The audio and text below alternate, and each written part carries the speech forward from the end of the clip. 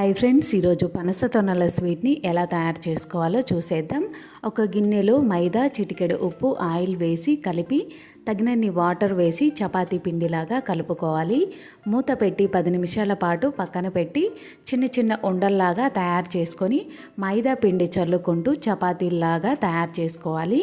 పై భాగం కింద భాగం కట్ అవ్వకుండా చాకుతో లైన్స్ లాగా కట్ చేసి చూపించిన విధంగా పనస తొనల్ని రోల్ చేసుకుంటూ పై భాగం కింద భాగాన్ని ఒత్తుకోవాలి. ఇలా తయారు చేసుకున్న వాటిని వేడైన ఆయిల్లో వేసి కలుపుతూ క్రిస్పీగా అయ్యే వరకు ఫ్రై చేసి తీసుకోవాలి. పాకాన్ని తయారు చేసుకోవడానికి మరొక గిన్నెలో పంచదార, తగినన్ని వాటర్ వేసి కలిపి లేత పాకాన్ని తయారు చేసుకోవాలి.